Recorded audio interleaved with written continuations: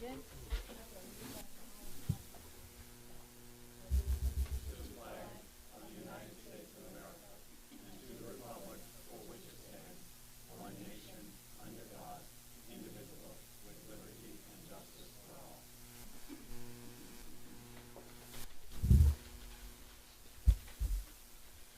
Okay, next is the agenda.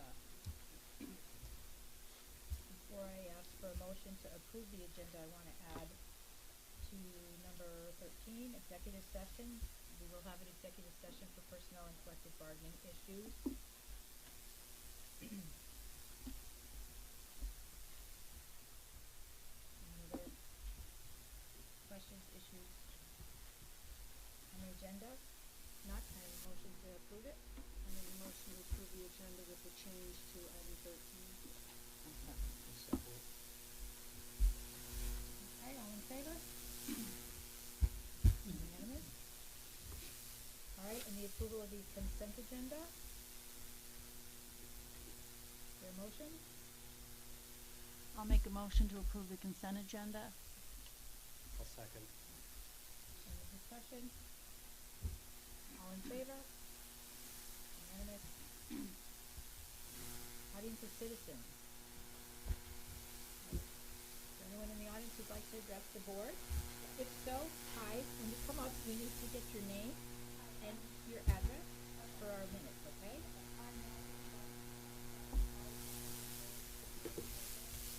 And I would just like to talk on behalf of the Portland High School cross country team. We have been going on an annual trip to Thetford, Vermont for 10 years now. And this trip is an amazing experience. And unfortunately, last Friday, we were told that we would not be able to go on this trip. And it felt like a balloon exploding in our hands. For this to be the first time in 10 years that we have not been able to go on this trip was heartbreaking especially as seniors. This was devastating. But we were so grateful that you all decided to make this a day trip. However, we are here to push for an overnight trip. We will be giving reasons why further on, but that's it. And we respect and understand every decision that you've made and that you were going to make, so thank you.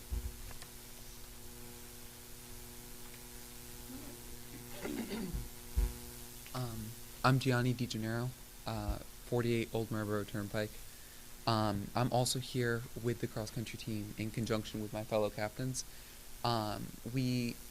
Like Maddie said, we really appreciate the decisions you guys have made and appreciate you hearing our voices here. We definitely understand that the fact that Tripoli is going on and the amount of cases this year are extenuating circumstances enough to warrant reconsideration of the trip.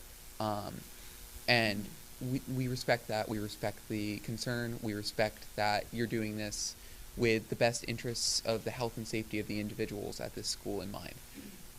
And, I think that were I in your situation, especially if I didn't necessarily have all of the information to begin with, I would probably make a similar decision. That's part of the reason we came here tonight, just to present some of the facts. Even if it doesn't necessarily sway your mind, we're here to let you know what our research has pointed out to us, the information we've discovered, and the relative risks of the situation. So just a couple things that I've found out in a little bit of research that I was doing. First of all, Tripoli is a mosquito-borne pathogen. So the mosquitoes are the vector for it. They're the way that humans get infected. And without mosquitoes, we're not going to catch it. So mosquitoes go into hibernation when the temperature reaches 50 degrees Fahrenheit or lower. That's already happened several times in Vermont, in Thetford, Vermont, which is where we'd be going. I looked at the forecast. I looked at the metrics from this year. That's already happened several times and will happen another 4 before the scheduled trip, including tonight as well as the night of the trip. So not only will the mosquitoes be going into hibernation, they'll also begin to die, especially as the temperatures drop below 45 and 40 degrees Fahrenheit. On the night of the trip itself, we will be looking at freezing temperatures, or just above freezing, so 32 to 34 degrees Fahrenheit, which will not only be sufficient to force the mosquitoes into hibernation, but to kill all but the hardiest of them, making the likelihood of infection even lower than it already is. Speaking of infection, there have been 28 reported cases of Triple E this year. Of those, there have been 0 in Vermont. There have been 0 in its neighboring states of of New Hampshire and Maine. And while there have been reported cases in Massachusetts, they have not come particularly close to the borders. Additionally, there have been quite a few cases reported in Connecticut, and we continue to do sports here. I know that there have been, some preventative measures put into place, and again, thank you for doing that, for having our best interests in mind. But, purely from a factual point of view, the numbers say that we're a lot safer going to Thetford, Vermont, than we are getting into a car and driving to this meeting. It's a lot safer to go camp out in the wilderness with a bunch of dead mosquitoes than it is to go into a room with people that you've never met before. But I understand where you're coming from, so thank you for giving us the audience. Thank you for listening to the facts, and I hope I can change your mind.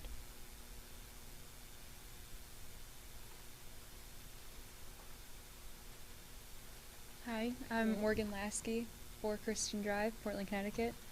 And before we met here today, I wrote a letter trying to persuade Dr. O'Reilly to have us do the overnight, so I'm just going to read from that. So, ladies and gentlemen of the board, first and foremost, I would like to thank you for giving us this opportunity to go on the trip, even as a day trip, but we are here to persuade you to change it to an overnight trip. And for the seniors on the team, it hit us a little harder, the news that we're not going to be able to go over there, because all the lasts of this senior season are bundled up into this trip.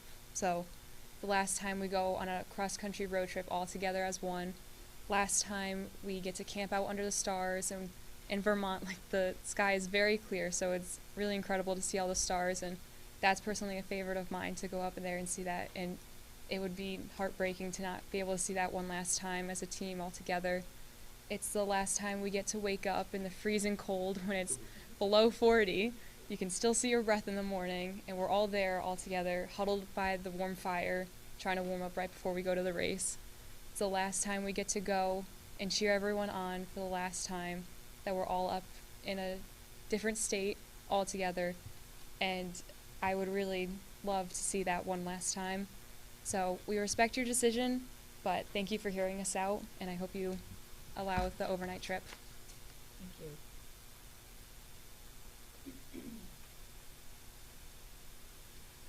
I'm Nathan Lavoie, 15 Chatham Hollow Road.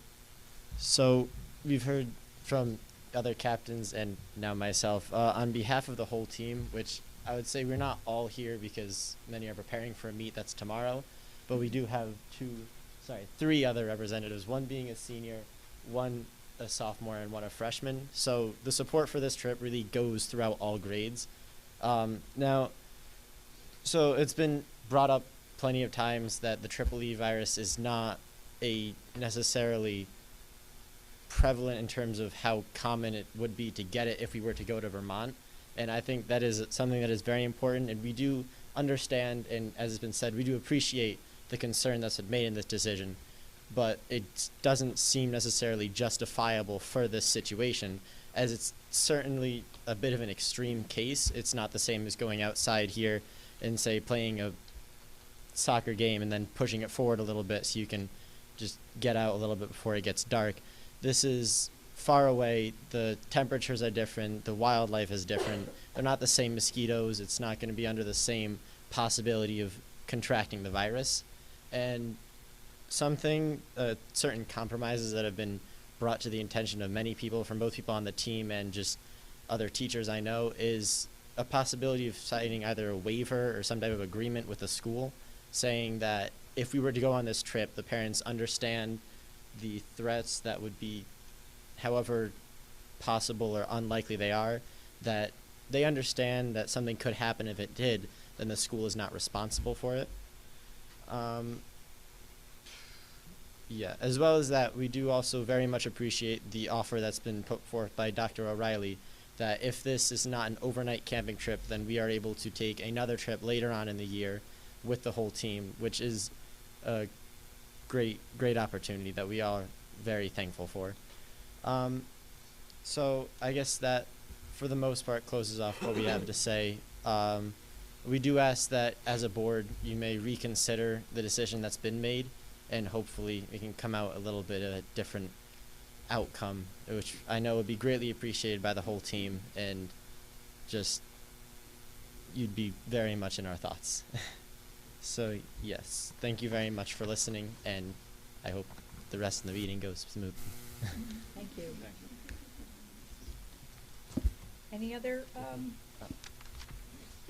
comments from the audience or citizens? Okay. Sure.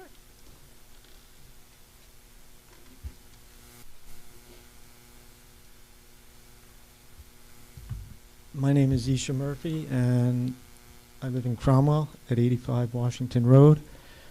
For those that don't know me, I'm the cross-country track coach and have been teaching here at Portland High School for the past 11 years. This trip is my 21st to the Thetford Invitational. We've been camping out in the past 20 years.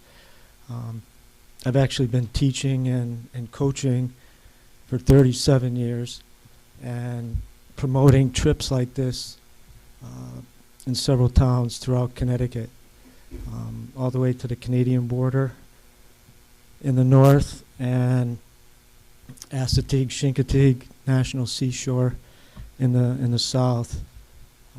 Probably touched the lives of over 1,000 athletes in the course of 37 years.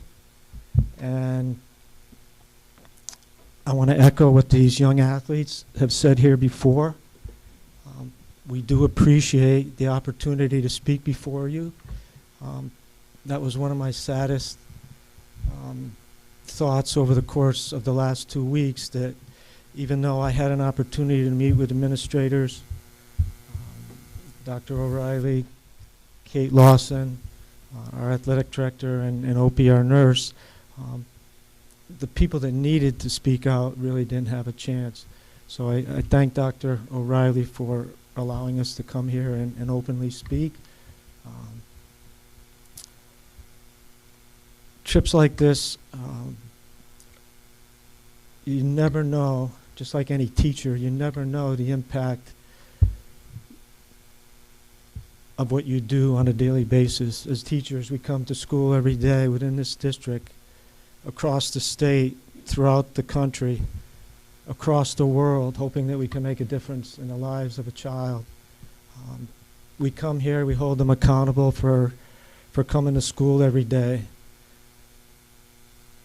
for reading something and stating the true facts. We hold them accountable.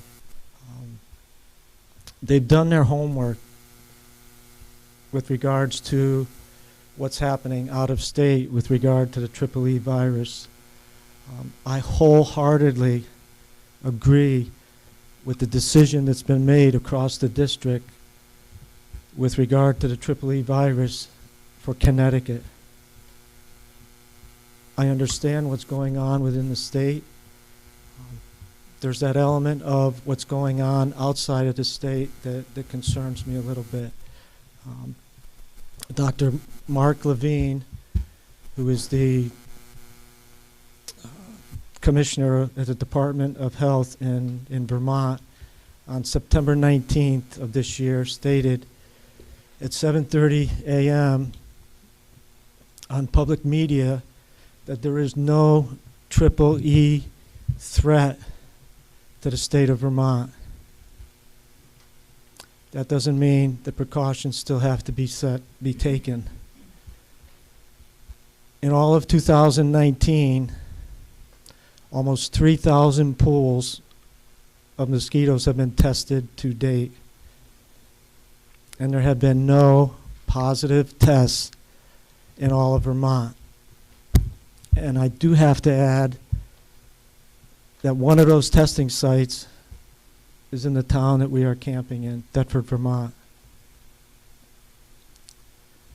So on behalf of the athletes that are here, your kind words, your research, they're the pulse of our school. They're our seniors.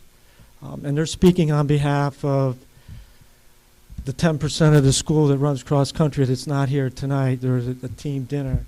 But this trip is not just for the few people that are before you. They represent, cross country represents 10% of the school population. And I like to think that this trip will continue for those people that aren't even born yet, that are in K3, grade 6, grade 7, long after we're gone, and experience, these young kids can experience the opportunity that children before them have had an opportunity to experience. I appreciate all you do throughout the year, and thanks on behalf of the cross-country team and everybody involved in this Portland School District. Much appreciation. Thank you. Thank you. I just want to state that I commend you all for coming to our meeting and letting us know your position on this issue. I just want to reiterate the fact that you can come to every one of our meetings. We always allow for comments from the audience, and we appreciate and value your input. It's your schools. So we're happy to see you here. We appreciate the work that you put into your presentations, and we're listening. Thank you. Is there anyone else? Okay, we will move on then to student representative reports. We seem to be missing our student representatives. We'll move on from that. Communications and updates, superintendent's report. Thank you. In your packet, you had a letter from Kathy Kalankowski, who is a retiring teacher from the middle school. I just wanted to make sure that it was part of the public record because it was sent to you as board members. I have a letter from Brian Curley, who is making a request. Dear Dr. O'Reilly and Board of Education members, with the upcoming municipal election approaching, planning has already begun for the 2020 presidential election next year. We would like to thank you for being such a great partner to us over the years. The middle school has become an ideal location to host our elections. We respectfully request, however, that no professional development day be scheduled for the middle school or high school on election day 2020, November 3rd, 2020. Now, you're going to set your calendar, or you're going to talk about the calendar, which would be November 3rd, 2020 would be is currently a proposed date for professional development. Ryan and I have talked about this. I immediately went down to his office yesterday when I saw the first copy of this letter. I wanted to let him know that the concern of the parking concern that we've had in previous years was due to the fact that we had a tech conference in the building. And so while he phrased this letter that he's requesting that there's no professional development day, we agreed that he really only needed the parking that had been previously taken up by this extra conference. And I assured him that we had already arranged for this conference not to happen. In fact, it's not going to happen this year here as well. So I think we don't have an issue here, and based on the discussions with him, I'm comfortable moving forward with using November 3rd as a potential. Are you considering November 3rd as a potential professional development day? And knowing that parking can accommodate this election, projected election, increase in the coming presidential year, and also under consideration would be for us to hold PD in other buildings.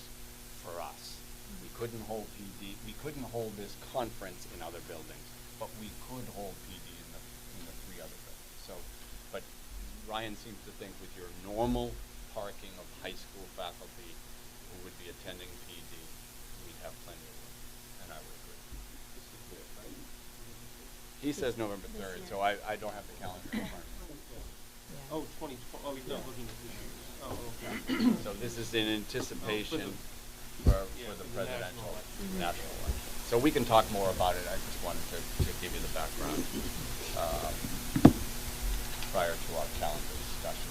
And I think we're okay. We have another grant that was awarded to us thanks to our DECA teacher, our DECA supervisor, Anna Tilly, and career and technical teacher. A poster printer was purchased with $4,690 that was awarded by the state for this purpose. And the poster printer will be used for the DECA group. So I commend her for writing this grant, successfully writing this grant. And again, we continue to look at resources outside of our operational budget for these important things. That's great. I also wanted to update you briefly on the situation at Brownstone Intermediate, as we had previously said we would. Allison and I met earlier this week. I've also connected with a number of fifth grade teachers and had some discussions with them. Everybody is in agreement that there are significant needs in this class of grade 5 students, and which hasn't changed since our previous discussion this summer. Allison has moved Paris to better use their strengths and abilities with particular students and particular classrooms with certain needs. There have been some scheduling changes made to accommodate our 2 certified specialists, our reading specialists and our math specialists, schedule changes that would allow them more kid contact time. Some of the classrooms have multiple adults in the classroom, multiple certified adults in the classroom as well. My comment is, I know they're trying very hard, and I also know that this is a very challenging situation for them. And I will continue to monitor this situation and make any adjustments that I'm able to make to help them continue to meet those needs of our students. But again, we're lucky that we have that certified reading specialist and the certified math specialist working with numbers of kids in grade 5, and that piece is working. So that's it. Okay. Business and financial issues? I apologize for the late addition. I wanted to get hard numbers as of close of yesterday, so that's why I came in so late in the evening today. So have you all had a chance to take a look? Do you have any questions? So do you want to just highlight quickly for the board and the public those issues?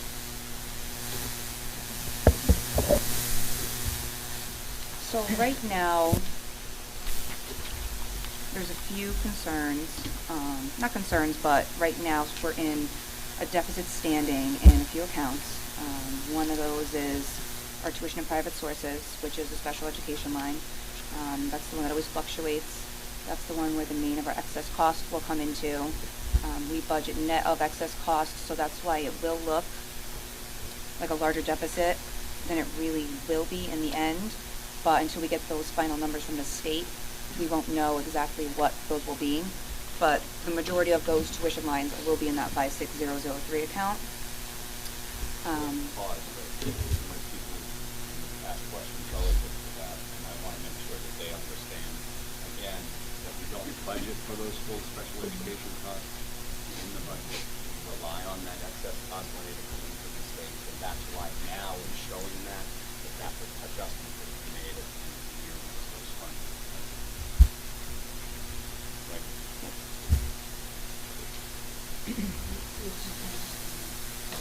56003. I mean, as you can see, looking at last year, we're already in a better situation than we were, and I believe that is due to the other programs that we have in district now. So, I mean, that right there will show a lot of that. The next one that I'm watching is the natural gas. We found out midway through the year last year, which was after budget went through, that there was an increase in the fees and the cost for natural gas. So it looked like it was a negative last year as well, but I'm going to keep an eye on that one because I know that one's going to go over. And the other one that I stated in the letter, in my memo, was medical insurance. It's not in a deficit, but I just want to remind everybody that that's the account that every year when we go through the budget cut season, that's the account that we hit every single time. So in previous years when we've had a larger number in there, right now I'm projecting only about $25,000 to be left in that, because we cut $67,597 out of that last year. So I'm keeping an eye on it. You know, like I said, right now it's still in the surplus, but it'll be close, yes. I have a question on the natural gas. Mm-hmm. How come so much of that is already encumbered? Is it like a contract? So we go based off of previous years and what we budget, and we like to just encumber most of it up front because we know we're going to spend it. And so we don't want to give ourselves a larger number thinking we have extra when we know we don't. So that's why we encumber a lot of the funds up front in the first quarter. There's a lot of purchases that get done in the beginning of the year with the schools.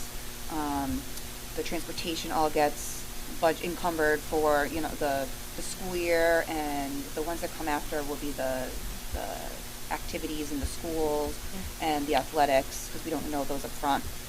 So that's why you'll see the large encumbrance, and it's only September. And how do you arrive at the amount to encumber them? How do you figure that out? Sometimes there's contracts, so like our M&J contract for the students, for the busing company, we have our contract, so we know how much we need to do for that. For the tuition to private sources, especially now with the change in the state requirements for Medicaid, we have to get the contracts up front now that list all the services, so we'll know right at the beginning of the year what the cost, a very good estimate of what the cost will be for that student. You know, that could change if the student moves out or other services come on, but we have a much better idea now. And that may change too the way we did some budgeting. Professional services, 30030, may look a little different than last year because of the new Medicaid requirements and how we put in for Medicaid. So specifically with the gas, Stephanie, how would you arrive at that number? Would you take a look at what you spent last year and then make an educated guess, where you look at the rates and then just apply into the amount of gas that we use? We look at the average of what we used last year and then with the percent increase, I forget what the increase was, but it came when I noticed in mid-year last year after January 1st that the bills were much, much higher. And when I researched it, we found out that there was an increase in natural gas, so that's why we didn't know about it. So we just kind of take the usage that we had last year and added the percent increase on it. What about electricity? Looking at the budgeted number. We encumber electricity as well, based off of usage. The as of 9/30/18 number was 36,775, and as of 9/30/19 it looks like 70,331.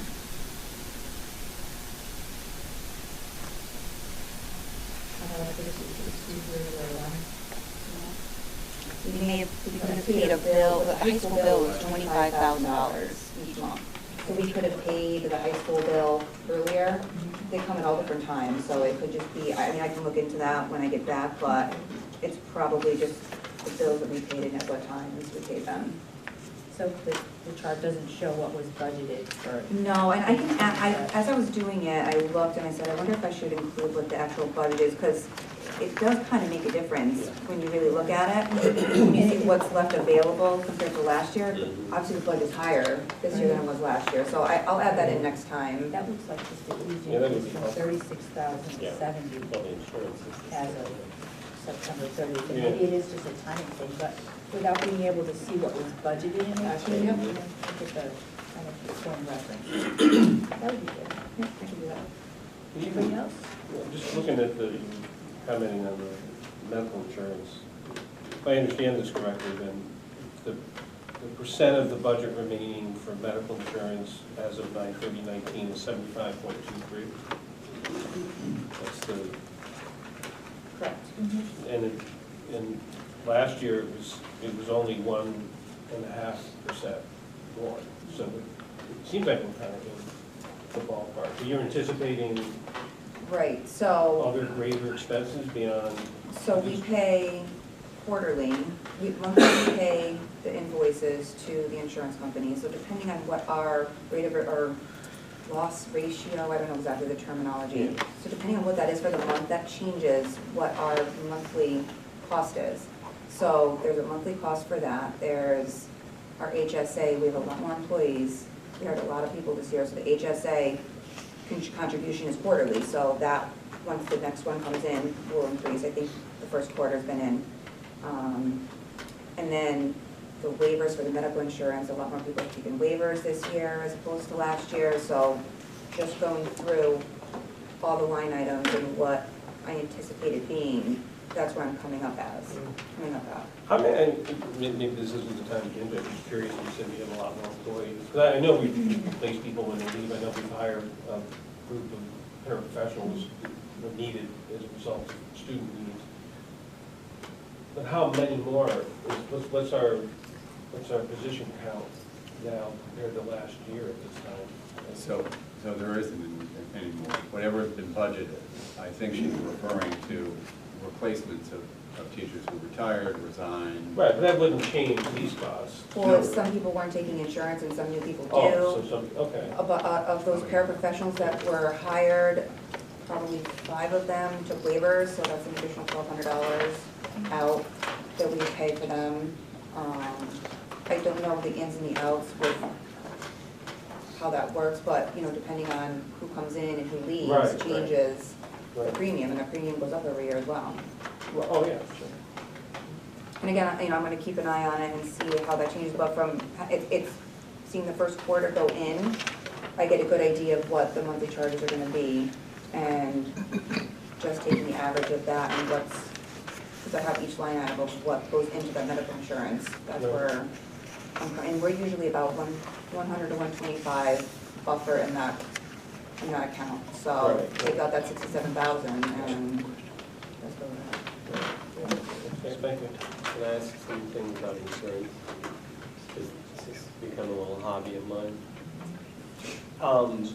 Do we have the same provider for all of our different bargaining units? Or do we have, you know what I'm saying? It's the same one. Right, yeah. And I feel like I should have noticed this in years past, but, and again, because I'm not a math guy, we're paying as much toward medical insurance as we are for classified and custodial salary combined. And remember, a part of this medical is the old defined benefit plan. There's still people that are on that. Gotcha. So about 484,000 of that are those people. So as Gotcha. people retire and they get off that, that will go down. Right. But there is a good number of people that are still on that plan Yeah. that were able to remain in that. Okay. So, but why, This is mind-boggling. well, health insurance is mind-boggling how It is, expensive it if only there were a Family way plan. that we could figure out how to not do that, but that's a discussion for another time, I suppose. Well, that's why your personnel committee has worked really hard at looking at ways to cut that line through these high deductible plans that we have. Just every time we see this at this point in the year, I'm always It's just a astounded by how huge much number. we spend on health insurance. And then, and I believe it's about 80-20, so the employer contribution in this district is 80%, and the employees it's about 20. It's different. It's different. Yeah, but for the teachers, for example, that's somewhere in that neighborhood, right? I think it was at 20, So that was one of the gives Yeah. for the board, Yeah, was yeah. to increase their share of it, but we went to the high deductible plan. I think you're right. I don't think anybody, we were like in some cases, Can't remember 18 and a half, 19, and maybe at the end of the current contract, but I don't think anybody's 20. Your teachers and administrators would be the highest. Right.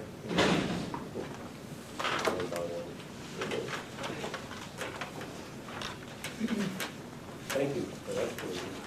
Any other questions, issues on the financial update? This is great, thank you, and I agree, adding the budgeted amount to that account. Maybe even more, it's great, thank you for putting the work into this. Yeah, thank you. Okay, new business. Class of 2020 graduation date.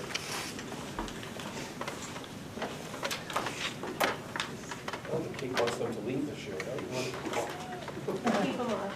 Keep them on.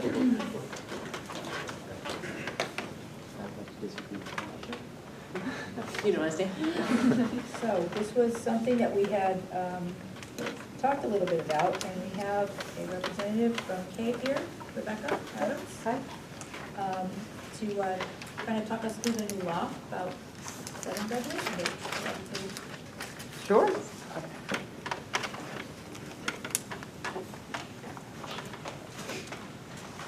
I'm Rebecca Adams, well, reader, which is new for me, so Rebecca Adams will be just fine. And I'm better off probably, I'll set the stage and then answer your questions. Essentially, this is an effort that has been a few years in the making based on what you've all experienced in terms of having to make different arrangements after snow days, or in some cases, other issues, hurricanes, tornadoes have kicked school out further, and with the requirements having been that you had to have set it at 185 days and that you could not actually set your firm date until April, things were often in the air. Changes, we were discussing to project graduation, as well as to the fact that you're trying to set staff and you do a whole host of things while you're also attempting to graduate students, sometimes not in your own facility. So the legislature this year agreed that school districts could set at 180 days out from their scheduled school end date, firm graduation date as of now, whenever you would like to set your schedule, and that date would remain firm no matter what the circumstances. Now, different districts have chosen to anticipate or not anticipate things that might happen coming up. Glastonbury, for instance, decided that if there were snow days, there would be 7 days that would be left scheduled after that date. But if there were snow days, they would make up in the April vacation. They would do that as well, but the seniors then would not be required to attend school after the graduation date. Now again, these are very personal and very district-specific decisions. I'm just giving you an example of the types of things that come up and that people are looking at anticipating. As I'm sure you, as many districts, I grew up in District 13, we were constantly talking about should seniors get out earlier and should this happen and should that happen. That's one of those areas that is in your discretion and it may come up as you look at this. But overall, what the requirement is that you set a firm graduation, or you're able to set a firm graduation date 180 days from your start date, and you're able to stay at that date regardless of what the weather dictates. That's just for seniors, or that's for everybody? That's for graduation only. So what we're looking at is you can hold graduation. Of course, anyone can attend that graduation, but you're only looking at that being the firm date for graduation for seniors. If we have snow days or whatever, the rest of the school comes back the next week. Absolutely. That does not apply. This applies only to the graduation date and holding it. And you're going to look at, how you can cajole people perhaps to come back after the graduation date to attend school, which if they're required to do, they're required to do. But it really it applies only to your ability to hold that graduation and hand out those diplomas, and those diplomas to be valid, regardless of there being a number of days after that date. In that situation, with seniors who have received their diplomas, is there any requirement or expectation that they come back, as silly as that may sound? There's nothing on the books. Actually, the law is very simple. It only talks about setting the days with full understanding that there will be other things of that nature to consider. I actually thought when I talked to Dr. Bookman when they made their determination, they talked about it quite a bit, that they didn't expect that their seniors, if there were those days after that date, they still had to go to school because based on, other weather events or whatever. They didn't expect they were going to be there, and so they didn't set that expectation. They decided to go with, let's let people live into the expectation that we have for them and that they have for us. So they differentiated, and I didn't read it, they differentiated between seniors versus the rest of the school population. Which there would have to be, because only the seniors will be graduating. So the rest of the school population will be attending school through their 180 days, as would they any other time. This is purely with respect to graduating and allowing you to set a date for that so that kids can actually graduate on that date. And without telling you, in their infinite wisdom, and once in a while this does happen, without trying to tell you exactly how to make that happen, which we're grateful for. He was surprisingly brief. We are grateful. We are grateful for them allowing you to do what you do best. I'm aware that Massachusetts has had a policy like this for a while. Are there other states around us that also have a policy like this that allow their seniors to end after 180 days and then not come back? Massachusetts, I believe, requires seniors to have 170 days of school. I'm not aware, but I haven't done the research either in terms of whether there is a differentiation in law. That's actually statutory differentiation. I do know that there is flexibility in all types of ways across the country and around us, and people exercise that, and it's really only when the Department of Ed comes back and says, well, that's too much flexibility, that you really hear about it. But I think, yes, that there has been this type of flexibility. It took us being able to raise it and you to raise it as something having to do with something very concrete, which is you need to set your graduation date and host your graduation to make that to translate that. This is not about letting kids run ragged early, that this is really about needing to set a graduation date that you can hold to. When it comes to final exams, have other districts around us made policies yet about, if final exams end up happening after the graduation date, or seniors just absolved of exams, or everyone has others? to take their exams as far as I'm aware. They have to be able to meet the criteria that it takes. So if the examinations are criteria for passing the class or finishing the class, some of that again is going to be internal wrangling that you're going to need to look at, because perhaps students could graduate perfectly well without taking that exam or not recording that credit. So that those are, that's something, that's why you hire an excellent superintendent, and he hires and you hire other excellent staff, so that you can they can look at those eventualities and come back to you and say, all right, here are the areas that we see that there could be some difficulties here, or there could be some challenges or some questions, and so here's what we recommend. I have a question. It says it's an optional policy. Are there any districts right now that are not opting to set a date as early as September, October, November of this year, looking at a calendar, looking at, New England weather? We can't predict what will happen. But are any districts holding off setting a date until midwinter? I haven't seen any specifically or heard anyone specifically, any superintendent saying to me or board saying we are specifically waiting. Not everyone has jumped up to do this right up front. And I can only tell you anecdotally that what I'm hearing is that because the discussions are ongoing. And really just about, in certain places, you're holding your graduation somewhere other than your school, and so the need to lock that in makes that a much more important conversation up front in that district than it does if you're holding it, in your auditorium. It doesn't mean it's not important, but there are factors that come in for some districts that don't for others, and I think that's really what sort of the waiting is about more than anything. I have more questions than I have answers, and so you're right, but I'm thinking athletic events may not be finalized on the 180th day of when graduation is determined. We may have sporting events going on. And what do you do with the senior teachers? I'm curious as to what we would do with the personnel that doesn't have senior classes. So I have a lot of questions. I've got a lot of questions. And we're happy to help. Please give us a call.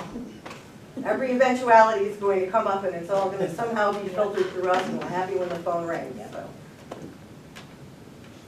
Any other questions? I was going to just ask, I think I've asked Dr. Rodriguez this before, but can we get a 10-year average of how many days a year we have pushed back. Maybe there's a magic number of 3 or something that we build in that date. We should have that, huh? How many extra days we've had? Yeah, we've added, like snow days or power failures or whatever. That's gonna be my guess. Bring that. 4. Well, it's the average, yeah. Thank you. Thank you. Thank you.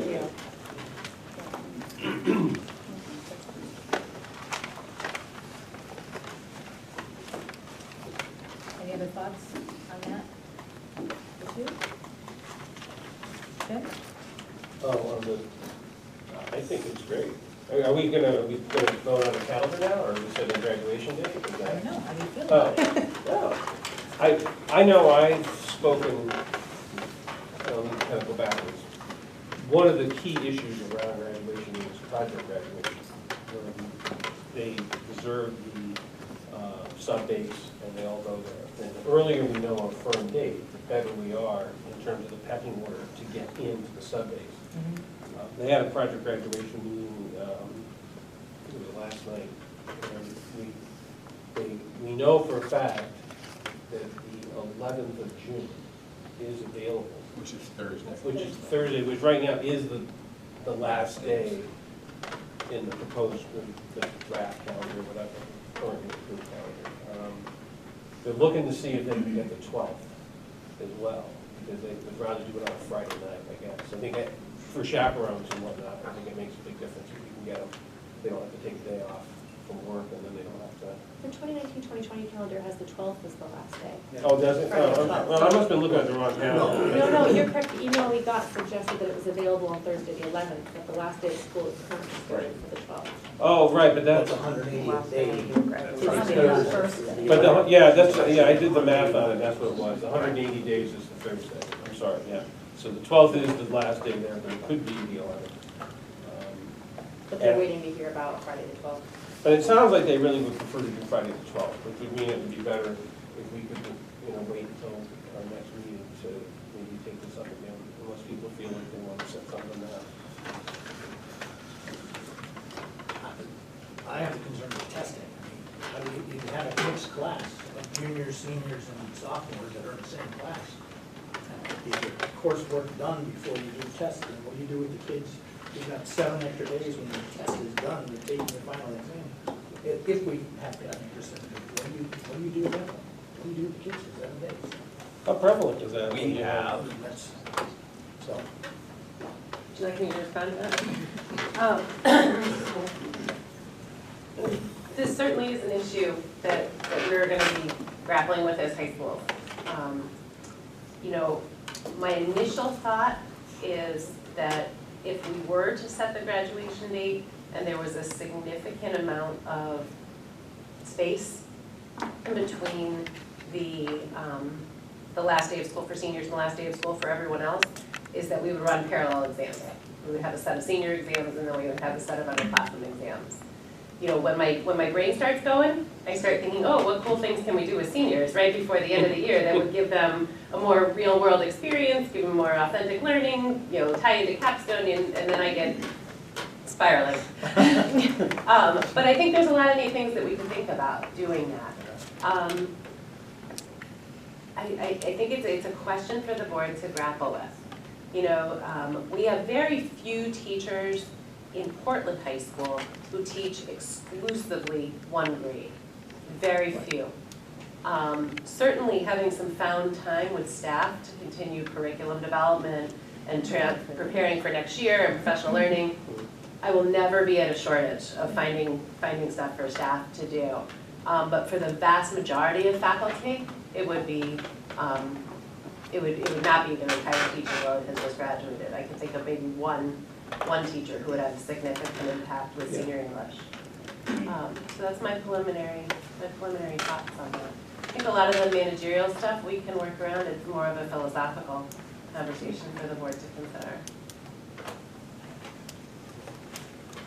I think there's a lot of benefit to families to setting a firm graduation date, and I think we should seriously consider it. I mean, is the overnight thing always the graduation night, or could it be a different night? Well, this year it wasn't, because we couldn't rank it together, so. The concept for project graduation is graduation, and the kids have a safe night, fun, safe night. Right.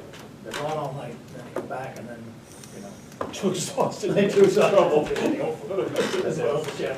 And if I recall correctly, there was reduced participation this year, right? Because it Yeah, wasn't you do held the lose, night of graduation. yeah, you lose participants. I mean, I don't want to sound like negative Nelly here, but it's something we're changing the whole school system just to lock in a graduation day. That, to me, that's not right. Just want to, I'm sorry to interrupt, but actually this past year, the participation rate was actually a little bit higher than the year previous, even with the delay. And that was because we also had a lower participation year the year before. So, so it actually, what we found out was that we didn't lose a lot of extra kids. We did lose some because of the delay, but that may have enabled others, we're not sure.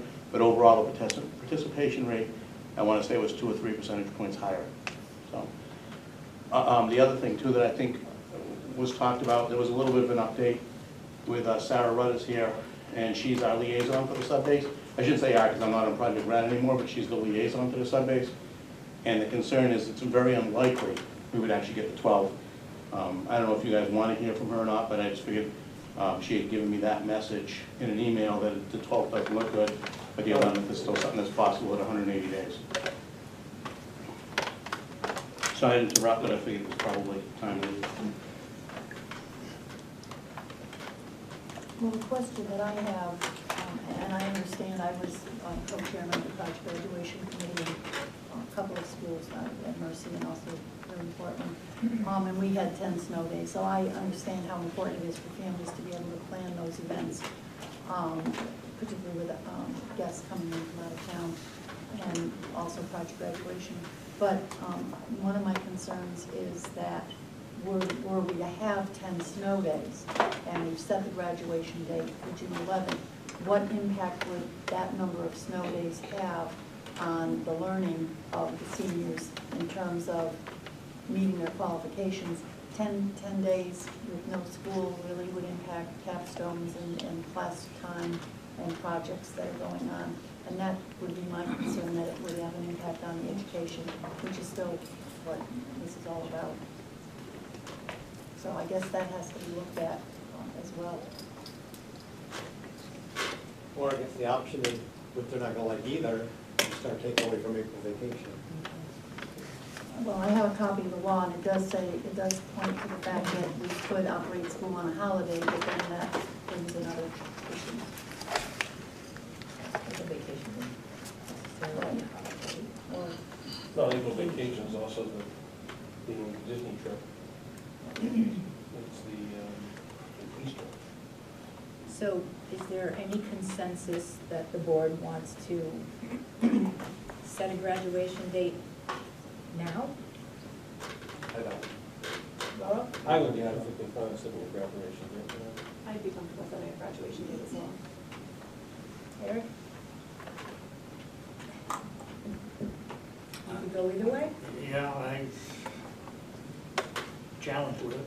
I understand, having a son graduate last year, it's nice to have a solid date because you can plan and whatnot. But at the same time, you get a significant amount of snow days. And the other option you could do is, I thought you push it to the 15th. You're probably gonna get a snow day or two. You could push it to the other side too, you could add. I was actually saying the 17th or even the next Friday, that's where you're guaranteed you're going to be wide open and free. Well, I think the 19th's a little far, but it might. Why No, not? the problem is that Then you you gotta don't look at have staff. So, yeah, you're not gonna have staff here. If there's no snow here, the school ends. Yeah, People are gone. yeah. So what? So we graduate without faculty. I'm sure vacation have gone where? They live all local. We're gonna commit school graduations at 9. I don't understand what you're saying.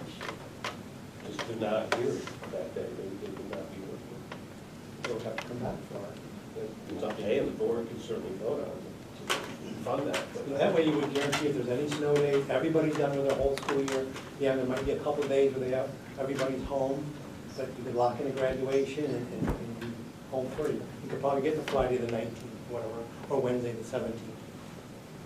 The only thing I would caution for you on that is to look at your employment contracts to be sure how many days people are required to work, because it's one thing to say people should come back and could come back, but when you've gotten outside of your contracts and folks are no longer on their contract to work, then, you know, and you want to have those people participating. I'm not disagreeing with you, I don't know your dates, but you want to make sure that your dates coincide with your employment contracts. They would, they should, because if we have a snow day, pushes back, and that's in the contract. I would feel very comfortable getting some more information and looking at alternatives and, you know, the what-ifs, and talk to the administrators and the athletic director, and look at the contracts before we make a decision. And I think at this point, it's October the 1st. Chances are we probably are not going to be cutting anybody off from getting the sub-base for June the 11th or June the 15th at a later date. I think people are scrambling to try to figure out what this law means and how they can do it so that everybody wins. But I think you know, this is about education, and that's my biggest concern. I want to make sure the kids get the full benefit of 180 days that they're going to be in school. Chris? Yeah, I would just say we don't, I don't feel any sense of pressure to set a date right now. So I mean, we wait to see what the impacts of this law are, you know, see what happens with project graduation. There's a lot of moving parts. So when do you think would be the appropriate time to revisit the issue? December, January, November? November? I think if we're looking to set a date, then it should happen sooner rather than later. But if we're gonna talk about it next month, would it be possible to get a little more information about, you know, your ideas as well as Kate's ideas about how to handle the exams and how to handle what it would look like if seniors were missing for the last 3 to 5 days of school? Maybe we can get a little more. We gotta look at the contracts too. I would say not before December. Yeah. Not before December. Yeah, I was gonna say January, but. Yeah, I would say later rather than sooner. Anybody else, any input? I'd be comfortable in November if we have the information, about making a decision. And all of us said sooner is better than later. Yeah, I think sooner is better. I mean, I personally feel like we should be looking at it next meeting in October. I don't know. I mean, I hear all the talk about it, but to me, it just doesn't feel that. The law contemplates the notion that, just by its very existence, that seniors will, in all likelihood, leave school before the rest of the student body, because it will be snow days. There's things that you can do to accommodate that. I don't speak for private graduation, but I feel like we would be doing a disservice if we didn't look at this more expeditiously, didn't look at it again. I don't know what we would ask. You know, the fact is you're not going to know until March, you know, late March. Sometimes you get snowstorms. So you're really not going to know what that number of days is going to look like. So we can kind of wring our hands on it, but, you know. I just think back to the year we had 1.5 foot of snow Oh, yeah. on Yeah. Halloween. I know, right? You know, we would know about that in Yeah. November. So, I mean, I don't know. So you kind of, I mean, if you're going to set it, it's going to be too early, if you're going to end up losing 5, 6, 7 days, or you're going to set that, I mean, you can tell us maybe about next meeting what the impact is if you set a graduation date and school was already over by the time that graduation date came around. What that would look like and what are the options? I mean, I don't see that as a feasible. It would be sad. I just don't see that as a possibility. So really, you're going to err on the side of ending sooner with graduates, is how I vision it. And I think that was, when the law was written, they kind of understood that would be the case. You'd have this cadre of seniors who would finish their requirements maybe 4, 5, 6 days sooner than the rest of the school, and that would be okay. If they've had 12 years of school and missed 5, 6 days, and they're probably still well poised for college at that point, or their career. That's just my thinking, actually.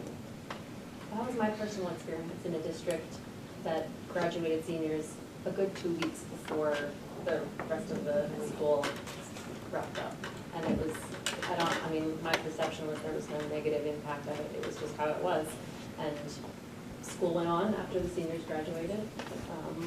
More room in the hall. Yeah, but it allowed families to plan and to prepare for that, so that you could have out-of-town guests come in, so you could plan your graduation festivities. You could count on there being something that night after graduation where students were all in one place and they were safe and there wasn't anybody drinking and driving.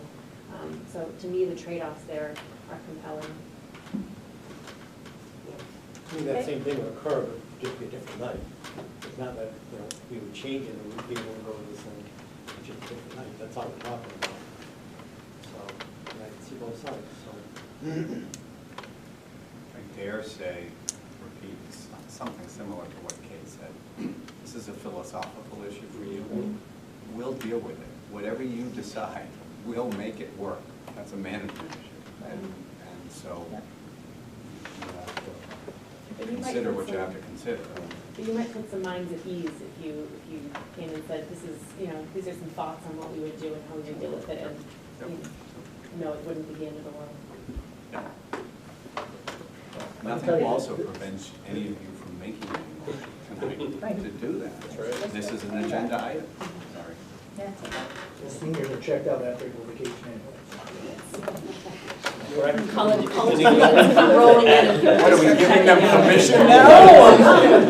The 11th Yeah. is a solid date. I heard that before. If I can just. Okay. You're the Board of Education, you have to make the best decisions that you can make. This will be my 5th year. The first year I did this, my daughter was a senior. I'm a former college professor, so I see both sides of it. Education is the most important thing to me. But I also see parents that have struggled. I've seen you guys, as the Board of Education, struggle each and every time you have to make this decision.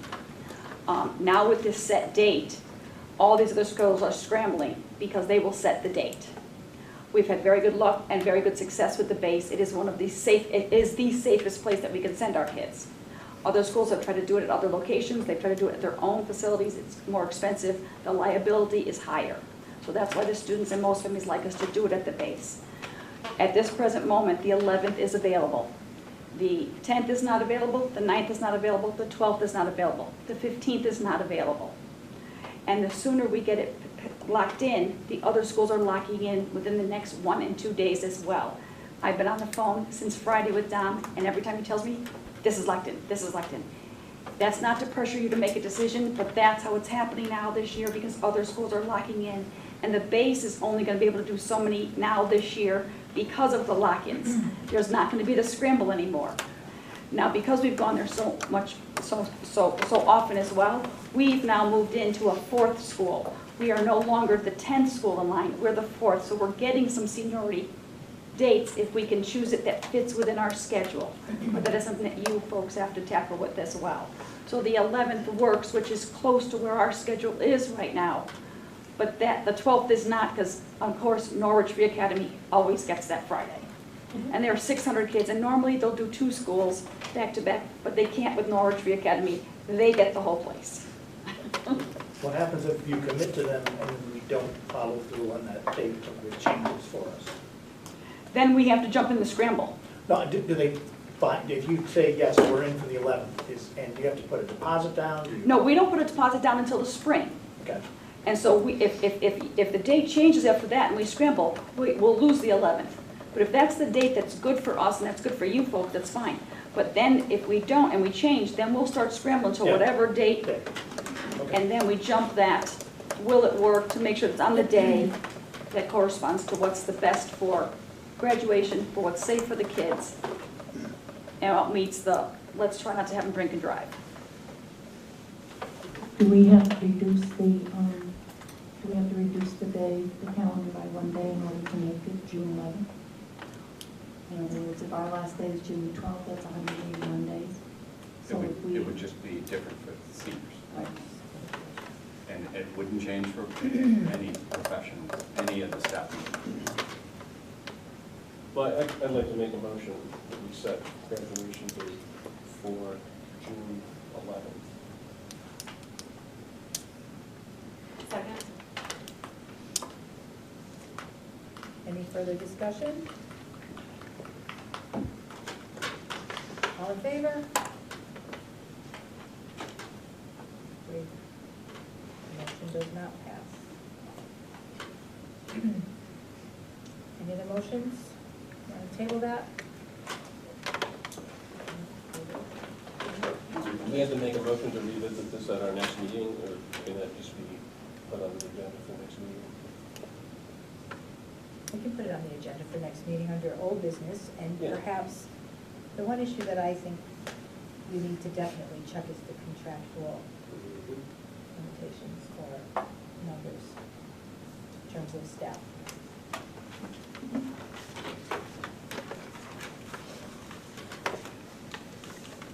So that'll go on our next agenda under old business. We also have the 2020-2021 calendar.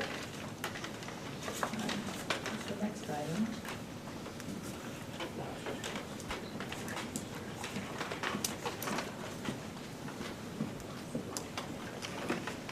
This too does not have to be set tonight.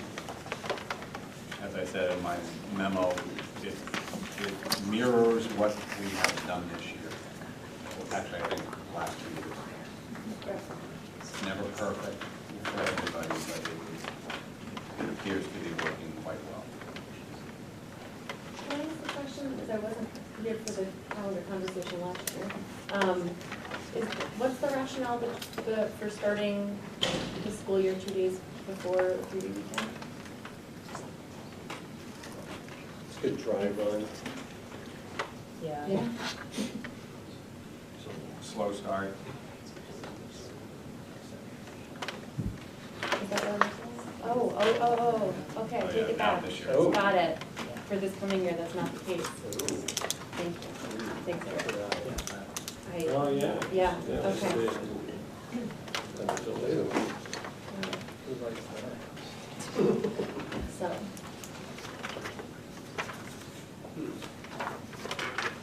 So I think that's the kind of the consensus that was reached, that it's a nice short first week and kind of get everybody back in the swing. Yeah. That's what I remember. And like Eric pointed out, Labor Day's late next year, unlike this Yeah. year. Do we need to vote on this or anything? You do have to vote on it, but you don't have to vote on it tonight if you don't want.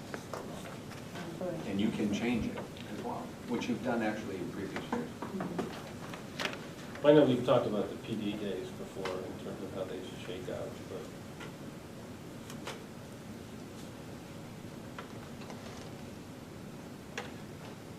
Are we following, I know we have that common calendar with the correct districts, is this? No, we don't follow. We don't any longer. I think we're all very similar, to be honest with you. Yeah. I don't know for a fact that that's true, but we're not legislated to do that any longer. Okay. That was unsuccessful. Yeah.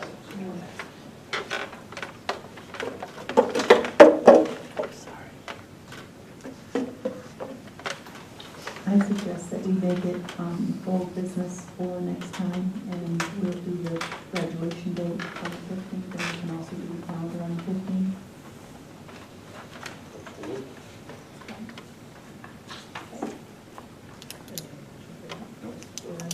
Under old business. Have some new policies.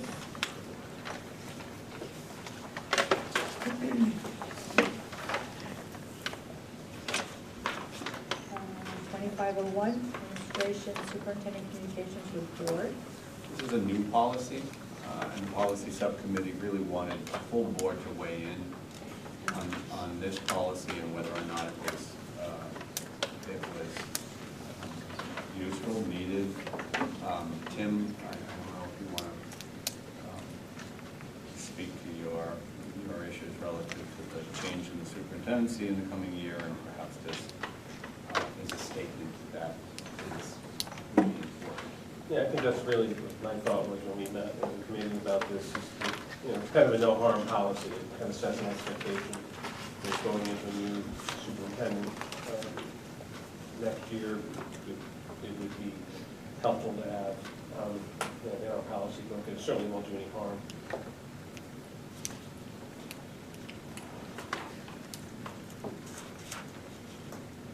your other policies are minor changes to existing policies to reflect legislative changes. And they come with the subcommittee's full endorsement. And the medicine one, the administering medication one is relative to the new legislation about students 6 years or older being able to self-apply sunscreen. And so we, rather than create a standalone policy, we have made it as part of our administrative medication. In our efforts to limit the numbers of policies, we've added that. You're missing just a tiny bit of grammar on that particular policy. Oh, good. Any student who is 6 years of age or older may possess and self-apply, or, you're just missing a word there. It says to possess currently. Thank you for that catch. So on 2501, is there any other comments or anybody see? I guess I just have a quick question about the policy in multiple places references the board seeks to be kept apprised, the board seeks this, and I guess it didn't, is there language that feels more concrete? Is it the expectation that the superintendent will keep the board apprised? It just feels a little bit vague. And I was wondering if there's language that maybe is a little clearer. Policy, and I didn't look, I should have, but I don't. There was another policy that had other more affirmative language, I think. But didn't we also see that in the current approved policy relative to the evaluation of the superintendent, that's pretty clearly stated? The responsibilities of the superintendent and communication obviously as well. So I think it's that was one of the things that I had discussed with the subcommittee, is that, the board has recently approved a policy that pretty clearly states what the responsibilities of the superintendent are. Yeah. And this is where we telegraphed Jim and said, this is a no harm policy. And so there was a discussion among us about that. So, is it necessary? If the issue of how a superintendent is to keep the board apprised of issues, personnel issues, do we need to spell this out in another policy? I know I felt you understand. Say that Do we again. need to have this in a policy when it's an expectation that we have and that we address in the superintendent's evaluation each year, how he relates to and communicates with the board? This, to me, it just seems a little unnecessary. There is a redundancy, but, It says, we want to know stuff. It's imperative that members be kept informed of the wide variety of matters associated with district operations, true. It's part of his job description to do that. And then it goes on to discuss certified and non-certified staff and issues that may come up requiring a report to the Commission of Education or law enforcement or DCF.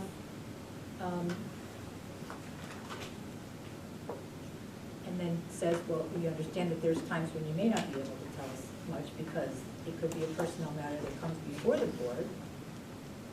And sometimes you have to, I just don't think it's a necessary policy. I just curious, why would we not want to have a clear understanding in our policies for what types of communication that we would receive from the superintendent, what our expectations would be? And you can say, well, we have a contract with the superintendent, we have an evaluation process, but that's an evaluation process. If we evaluate these things that are expectations that are set in policy. I think it's in his job description as well. So I just don't know, the policy doesn't really, to me, say much.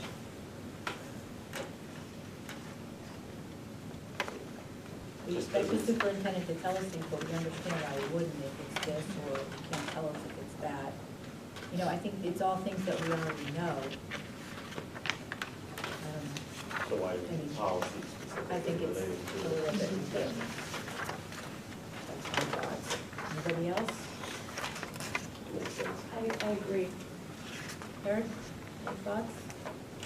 I would tend to agree that, you know, it needs to be a little bit, we're gonna do what we have.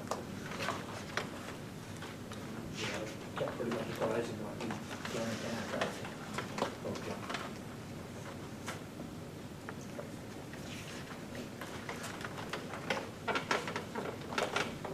Okay. Does anybody want to make any motions regarding policy 2501?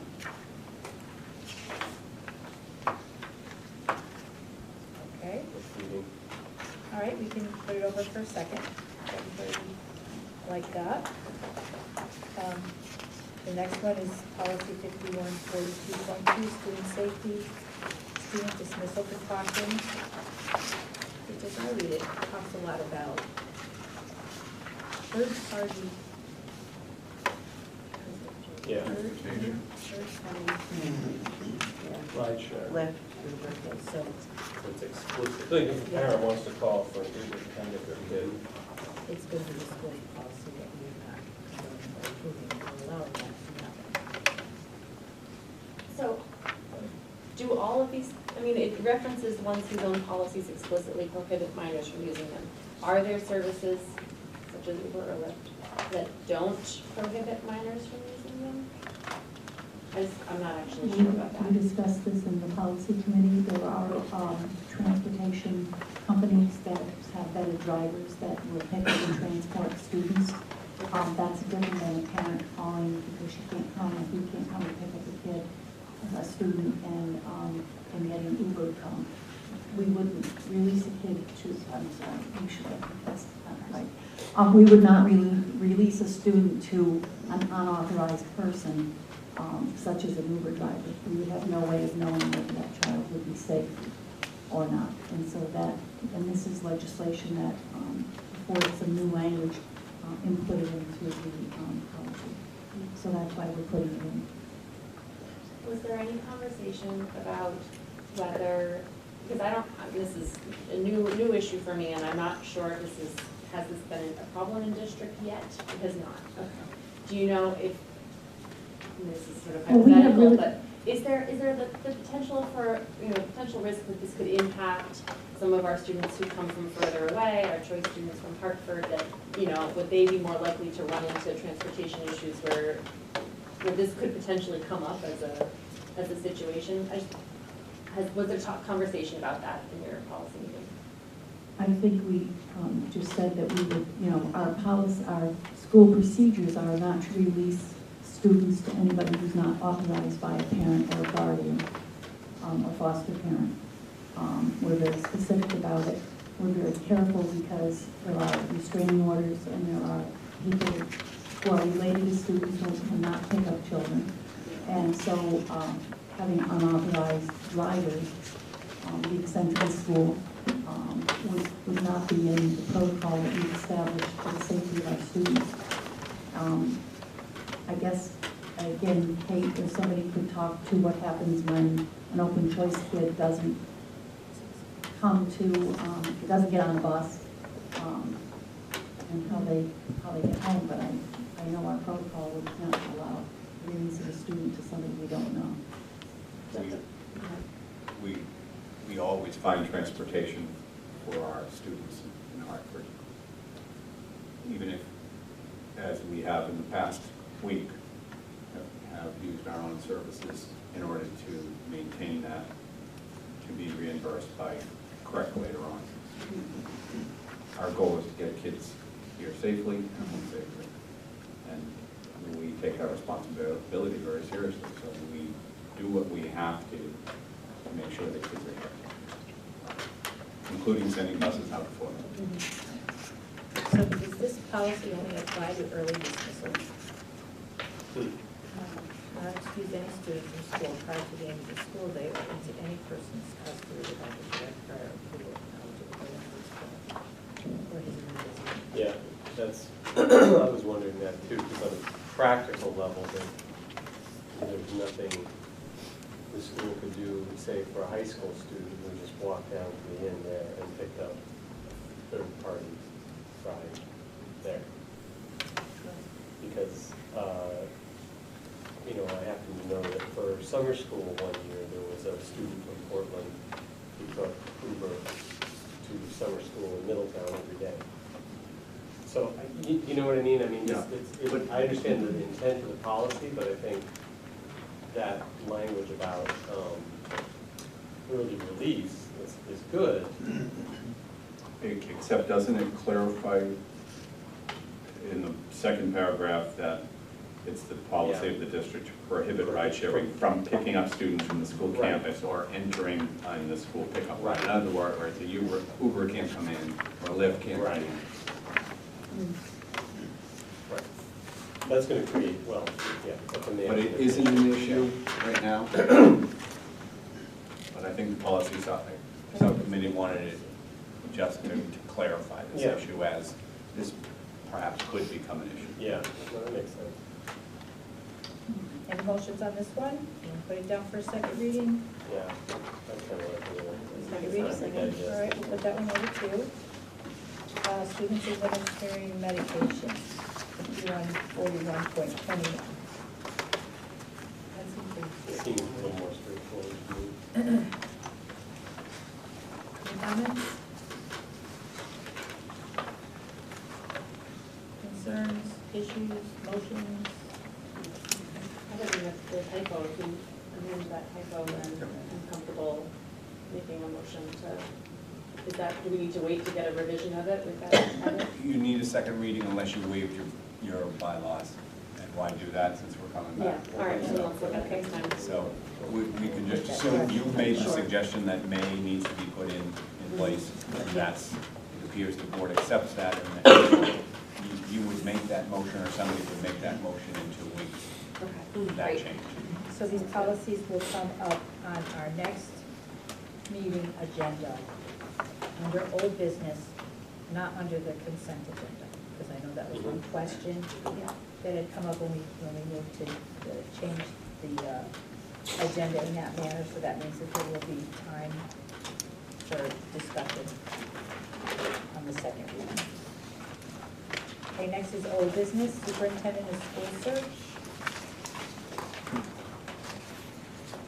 I believe that the focus groups and meetings have started.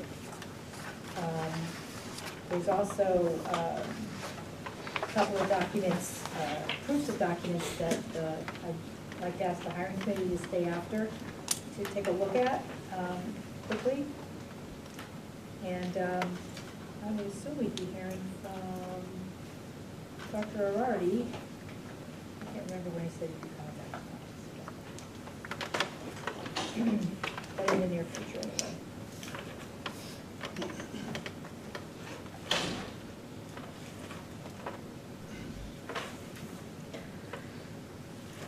Okay, I actually have an appointment with Dr. Harvey tomorrow. good. Okay, yeah, he asked any of the board members interested and set up a meeting with him. Okay, any other discussion on that issue? No?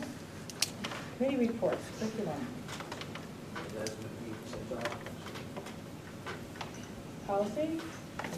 Meeting's canceled tonight, the next meeting is October 15th at 6 o'clock. Personnel, I think we do have a couple issues to discuss in executive session. Building and grounds, We did have another meeting soon. okay. Carl's coming to your next meeting. Are coming to the October 15th. 15th. Conservation and Renewable Task Force. Updates at this point? Yeah. No updates. Liaisons? Correct? I wasn't able to go to the last meeting, so the next one is, I'm not sure the date of the next one actually, but it's the next one. Okay, Board of Selectmen? Couple common interest things. They've approved some purchase of some nice decorations for the holiday for downtown, so that'll be a nice little improvement. They're gonna put a wrap on that gas station next to Portland Restaurant, kind of a mural type of thing. I don't know the exact picture, but that'll be nice because that thing is ugly. So that was kind of nice. The new park is progressing nicely and anticipating opening in spring of 2020. There's a public hearing coming up later this month on food trucks, and then early November there's a public hearing on the dog park. So stay tuned. Okay. Audience of citizens, is there anyone else who'd like to address the board? Okay. Board of Ed member comments. Yes, All I right. have something. Our young students and their advisor had comments, and I'm just kind of wondering what I know it's kind of been a decision that was at your feet after O'Reilly, is how it's going to be readdressed back to them, not meaning to put you on the spot, but. But you are. Well, I'm sure they sat through this long meeting, and So, I'm right. just curious how that's going to play out. So, To you, or is it, I know it's not on the agenda. you know, I guess what you could do is you could go around and speak your viewpoint and give me some feedback. I think I've been pretty clear. I am so appreciative of our students coming and speaking. I think I have said repeatedly to Isha and to Kate, the importance of voice is really important. And you as a board have the authority to overturn this decision. And so that's what you have to do.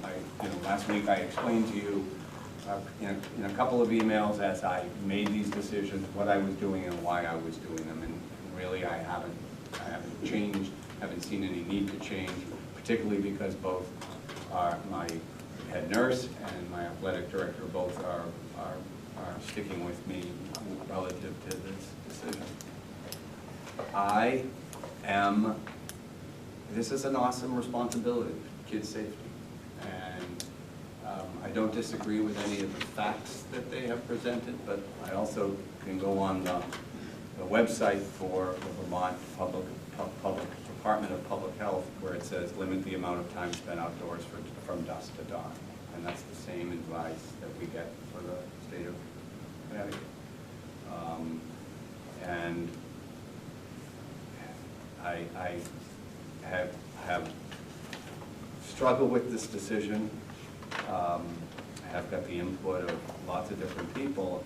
It falls on my responsibility to make this decision to the best of my ability. And so therefore, I want the students to compete.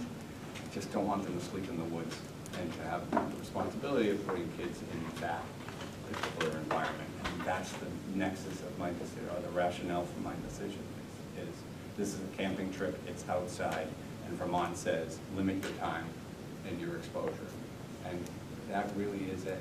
Now, again, you can overturn this, you can give me your feelings.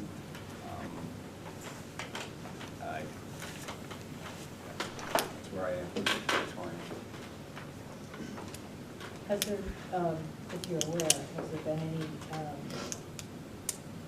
research into any alternative accommodations, or is this always camping?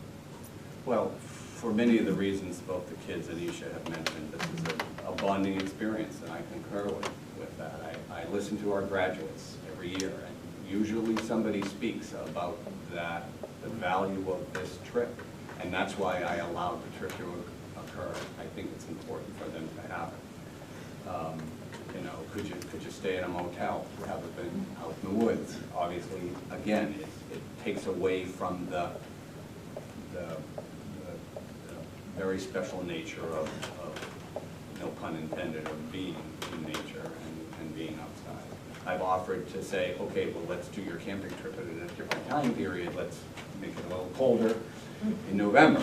And I certainly would authorize and support them in going to do that. But it's all very different, and I understand that as well. So we have looked at other options. I've looked at other options and considered other options.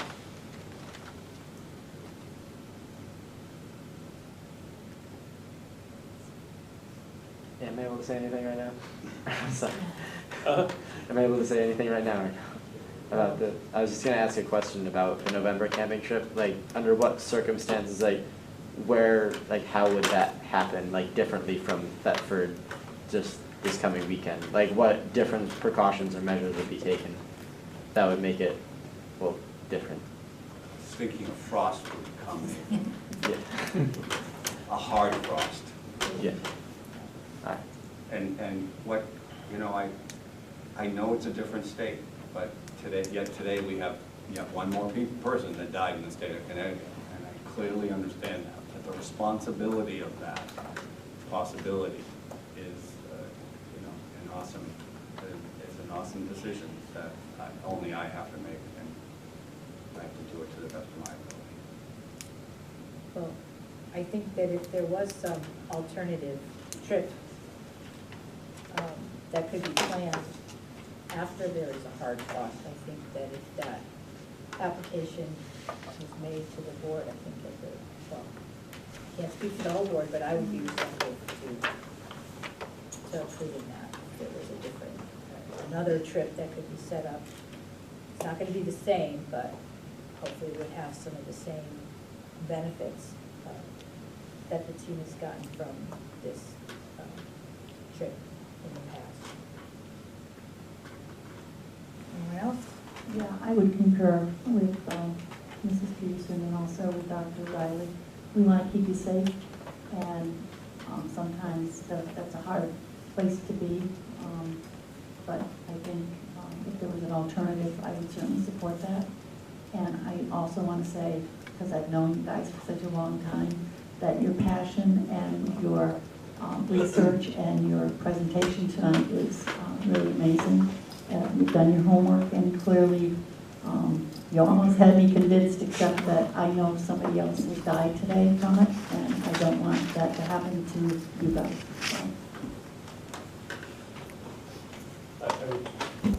Just to say to the students who came, and my own thoughts on this is that you guys did an awesome job. Every one of you, really great presentations, well considered, and well thought out.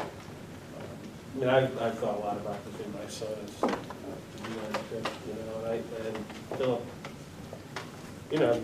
you're in that position, you have to make that decision.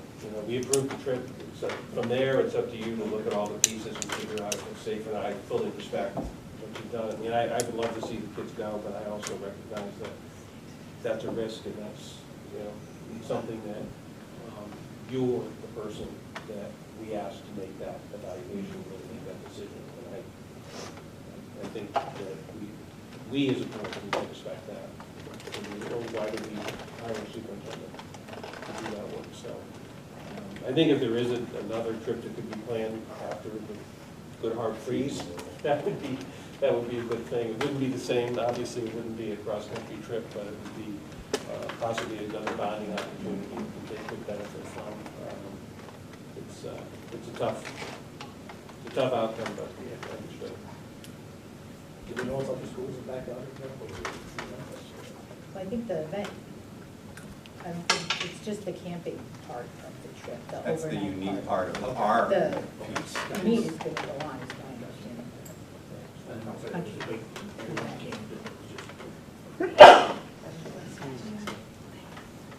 I would echo what Tim said.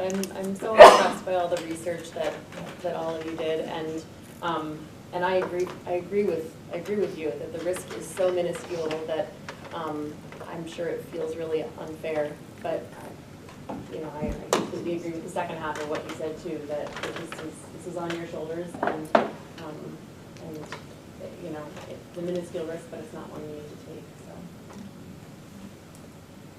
I can't really add anything new. I mean, I'm proud of you all for getting up here. I know it's tough, especially since we're on television now.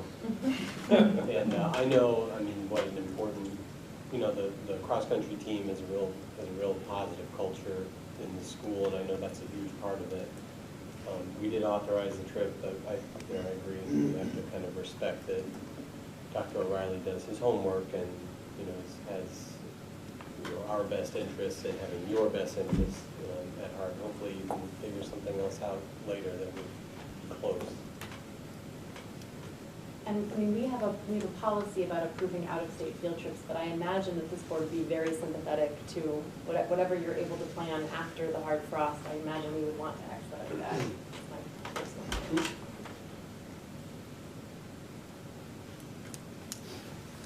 I will add that in my research, New Hampshire, which is miles away from Thetford, correct? Very short distance. Thetford's right on the Connecticut River. So New Hampshire has these warnings as well, and their warning is lifted on October 15th.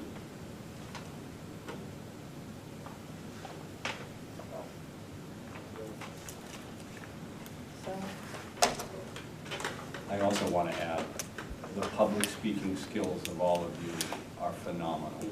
There are so many of us who struggle, and those of you who did this freelance without notes is just amazing to me. And I'd like you to do the graduation speech. The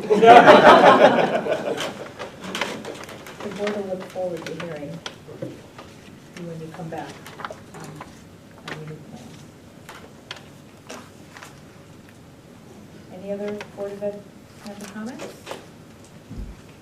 Okay. I'll entertain a motion to go into executive session at 8:37. Thank you all for coming.